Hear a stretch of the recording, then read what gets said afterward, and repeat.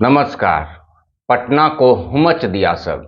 जी हाँ, ये शब्द लालू यादव के मुंह से निकले हुए हैं, जो जीवन के अंतिम पड़ाव पर अपने पुत्र तेजस्वी यादव की ताजपोशी की चिर प्रतीक्षा में बहुत ही बेचैनी में गुजार रहे हैं। स्वास्थ्य संबंधी विभिन्न समस्याओं के चलते माननीय अदालत ने इन्हें जमानत पर छोड़ रखा है। स्वस्थ होते तो आज जेल में अपने गुनाहों की सजा काट रहे होते। आज पटना को अपने उद्दंड कार्यकर्ताओं से हुमचवाते हुए नजर नहीं आते। बहरहाल, लोकसभा चुनाव दस्तक दे रही है।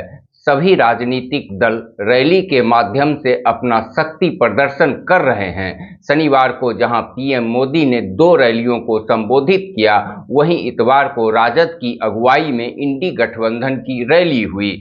रैली में कांग्रेस के राहुल गांधी, मल्लिकार्जुन खड़गे, समाजवादी सुप्रीमो अखिलेश यादव तथा वामपंथी दलों के दिग्गज सीताराम येचुरी, डी राजा आदि नेता शामिल हुए। सभी ने एक सुर में दिल्ली की मौजूदा मोदी सत्ता को उखाड़ फेंकने का आह्वान किया। रैली के एक दिन पूर्व से ही कार्यकर्ताओं और समर्थकों का जुटान प्रारंभ हो गया था। राजधानी पटना की सड़कों पर अश्लीलता, अराजकता और भय का एक माहौल उत्पन्न हो गया था। फुटपाथी दुकानदार, व्यापारी, दिहाड़ी मजदूर, ऑटो रिक्शा चालक समेत सामान्य जनता को उद्दंड माहौल का आभास होने लगा। लिहाजा अधिकतर ने घर में ही रहने में अपनी भलाई समझी। लालू पार्टी के राजनीतिक आयोजनों में अराजकता, अव्यवस्था और गुंडई को कौन नहीं जानता। आप सबने भी कई बार इसे देखा होगा। विधायकों के अथक प्रयास, फुहर नाच गान के बावजूद भी ऐतिहासिक गांधी मैदान का 3 हिस्सा खाली ही रह गया। तेजस्वी यादव के 10 लाख की भीड़ का दावा भी खोखला साबित हुआ।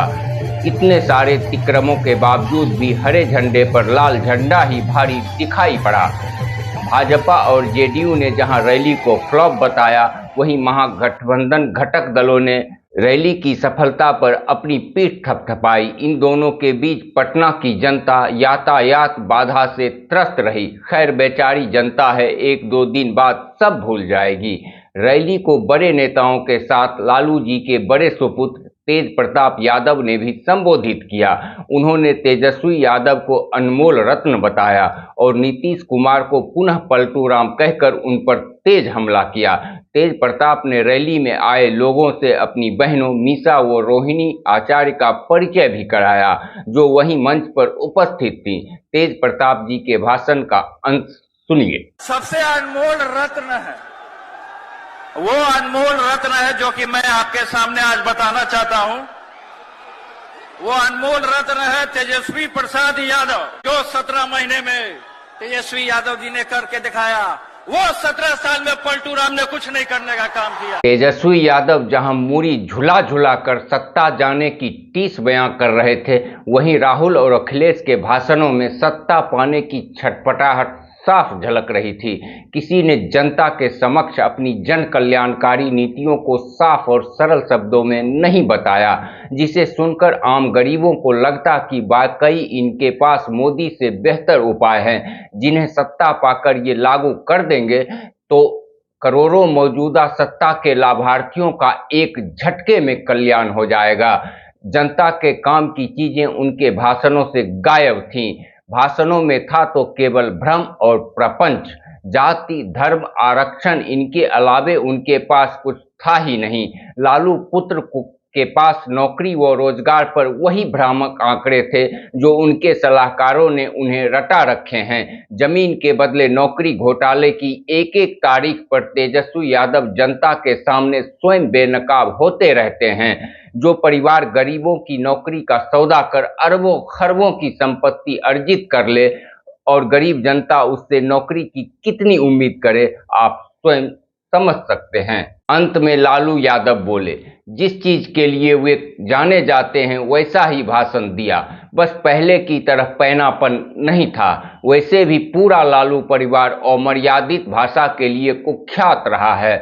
राबड़ी से लेकर रोहिणी आचार्य तक, लालू से लेकर तेज प्रताप यादव तक की भाषा शैली से आप सब भली भांति परिचित होंगे ही। 9वीं फेल तेजस्वी नीतीश कुमार के लिए कहते हैं कि जहां रहें खुश रहें। सामाजिक परिवेश में ऐसा उम्र में छोटों के लिए कहा जाता है।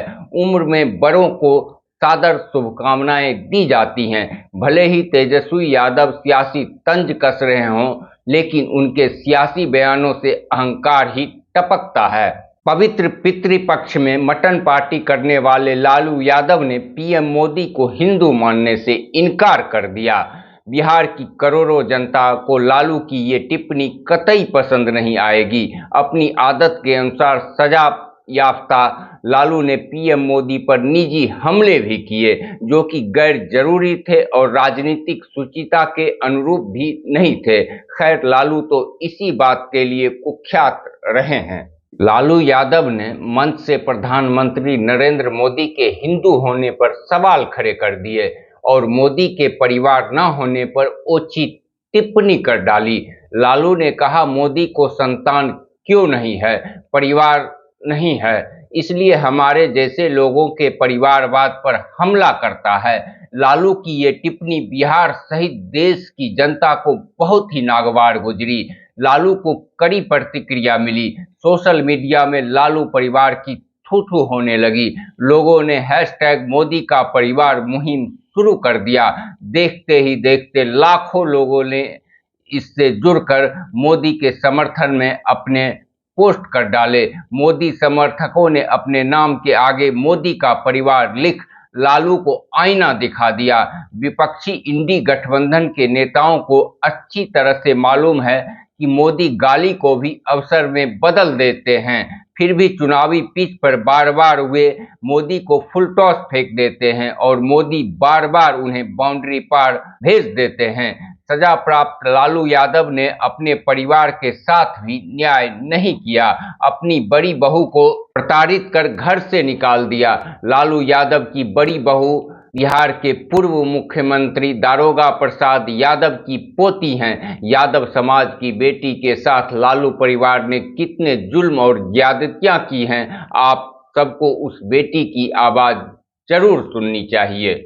आके उनसे बोलने आए, उसी समय उन्होंने गार्ड्स बुलाया है, मुझे मारा है, उसके बाद बाहर निकाल दिया है। मेरा फोन था जिसमें एविडेंस है वो भी छीन लिया और उसके बाद मुझे मारा है। उसके बाद ये सारा बॉडीगार्ड सब देखते रहता है।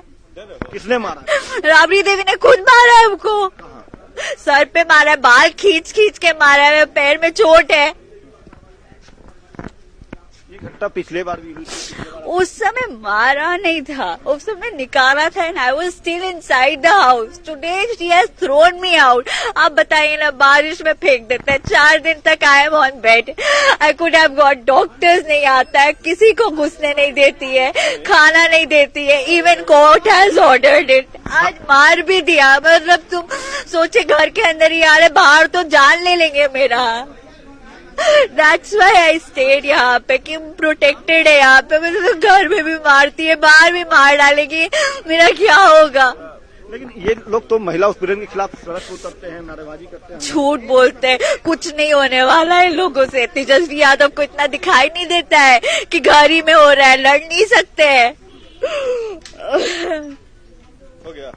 ये एक आखिरी सवाल कि पिछले दफा जब आपने कोर्ट को संज्ञान में दिया था, घर से निकालने की बातें आपने बताई थी, तो कोर्ट ने इन्हें फटकार भी लगाया था। इसके बावजूद इस तरह की घटना नहीं लगता कि कोर्ट का मानना? लॉ थोड़ी समझते हैं, ये तो अपने आप को लॉ समझते हैं। किसी को भी आप बोलिए यादव यादव करते हैं, हम क्या है बताइए, हम क्या है। मेरे दादाजी ने लालू यादव को बनाया किया और उसके बाद उन्हीं की पोती को बाहर फेंक दिया पीट पाट के। क्या मतलब है? इस तरीके से जब मेरा नहीं कर सकते हैं तो फिर बाकी यादव का क्या करेंगे? तेजस्वी यादव से कुछ नहीं होने वाला है। तो आप क्या करेंगे? हाँ, अभी कोर्ट FIR करेंगे और कोर्ट जाएंगे। कोर्ट जाएंगी? हाँ। क्या लगता है कोर्ट से इस बार न्याय मिलेगा? कोर्ट में कई मध्यस्थता नहीं करेंगे? इनसे लड़ना आसान नहीं है। हम लोग इतना लड़ पा रहे हो वो भी बहुत है, क्योंकि मेरा फैमिली पावरफुल है। कोई और होता तो मार के काट के फेंक दिया होता। चलिए, ये ऐश्वर्या हैं, सीधे तौर पे ये कह रही हैं कि ऐश्वर्या ये लोग किसी की नहीं सुनते हैं। ये राबड़ी देवी और उनके परिवार पे ये संगीन आरोप लगा रही हैं, सीधे तौर पे कर रही हैं कि मामला कोर्ट में गया था, कोर्ट की भी ये लोग नहीं सुनते हैं, कोर्ट का अवमानना इन्होंने किया है। खैर ये कर रही है कि एक बार फिर से हम कोर्ट जाएंगे, कोर्ट का दरवाजा खटखटाएंगे, न्याय के लिए गुहार लगाएंगे और जो घटना आज हुई है उसको लेकर के FIR भी दर्ज करवाएंगे। तो न्याय की लड़ाई लड़ने की ये बात कर रही हैं। तो सीधे तौर पे ऐश्वर्या जो है वो रोती बिलखती ये आरोप जो है राबड़ी देवी और उनके परिवार पे लगाई है।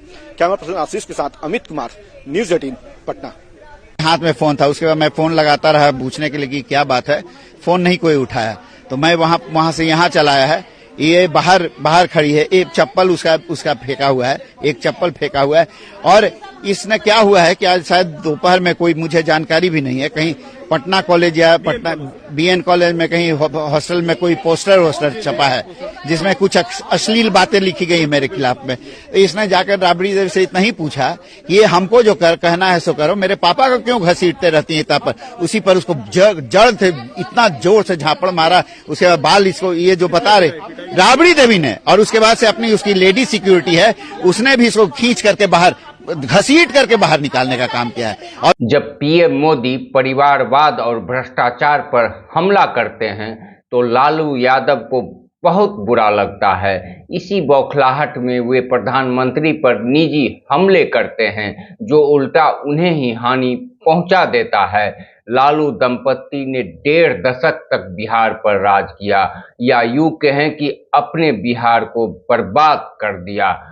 इन्हीं 15 साल को माननीय हाईकोर्ट ने जंगल राज की संज्ञा दी थी। अब उनका बेटा करीब 3 साल तक उप मुख्यमंत्री रहा, दूसरा बेटा करीब इन्हीं समयों तक कैबिनेट मंत्री रहा। कोई उपलब्धि नहीं, तो फिर बिहार की जनता बार बार इसी परिवार को सत्ता क्यों सौंपे?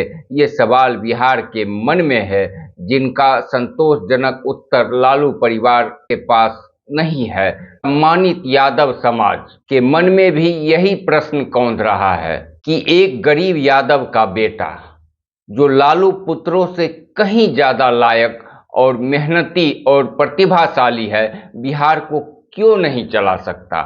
लालू परिवार से बाहर का होना करोड़ों यादवों के लिए सियासी बदकिस्मती क्यों बना हुआ है? लालू पुत्रों ने कितना संघर्ष किया है, जो नाकाबिल होते हुए भी बिहार की सत्ता का स्वघोषित उत्तराधिकारी बन बैठे हैं।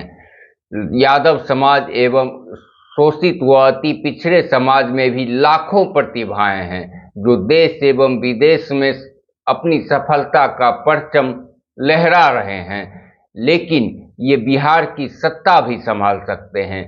इन्हें आगे बढ़ने से क्यों रोका जा रहा है? कौन रोक रहा है इन्हें? अपने मन के भीतर झांकिए, चेहरे के साथ उत्तर भी प्रकट हो जाएगा। क्यों लालू यादव ने परिवार के बाहर के नौजवानों को नेतृत्व के लिए तैयार नहीं किया, और जो अपने बूते संघर्ष कर आए उन्हें आगे बढ़ने ही नहीं दिया? ढेरों सवाल हैं, जवाब एक ही है। लोकतंत्र का मतलब बेटा बेटी नहीं है, बल्कि जनता जनार्दन है। नेताओं का परिवारवाद वास्तव में गरीब प्रतिभाओं की हकमारी ही है। धन्यवाद।